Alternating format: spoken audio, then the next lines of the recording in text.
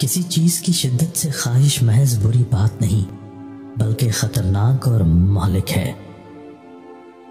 ظالموں کے ساتھ زندگی گزارنا خود ایک مجرم بننے کے مترادف ہے۔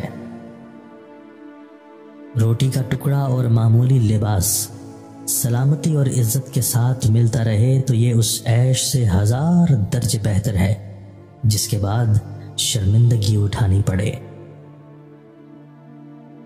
تمہارے ساتھ جو بندہ برائی کرے یا تمہارے ساتھ زیادتی کرے تو تم اس کے ساتھ احسان نہیں کرو، اسی میں تمہاری دنیا و آخرت میں بھلائی پوشیدہ ہے۔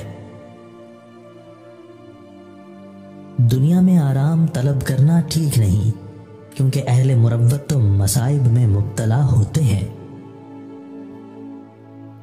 کسی بندے کی غلطی یا بے وقوفی کو درست کرنے کے لیے اس کو نصیحت ہمیشہ تنہائی میں کرو۔ اس بندے میں کوئی اچھائی نہیں جس کو تعلیم حاصل کرنے کا کوئی شوق نہیں۔ جو بندہ اپنی زبان کو قابو میں نہیں رکھتا اس کو ہمیشہ شرمندگی کا منہ دیکھنا پڑتا ہے اور وہ کبھی کامیاب نہیں ہوتا۔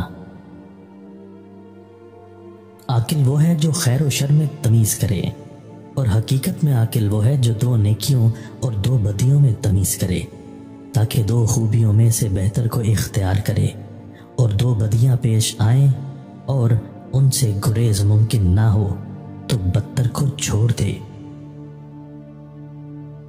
یاد رکھو، مصیبت ہلاک کرنے کے لیے نہیں بلکہ امتحان لینے آتی ہے۔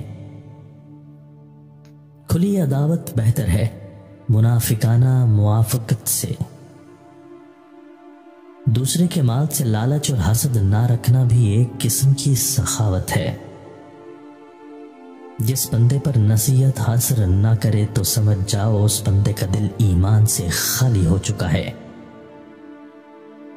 نیک بندے کے لیے موت راحت اور سکون ہے اور بد کے لیے موت دنیا کے لیے راحت ہے۔ خواہش پرستی ایک ایسے ساتھ کی مانند ہے جو ہلاک کر کے چھوڑتا ہے، اور بری عادت ایک زور آور دشمن کی مانند ہے۔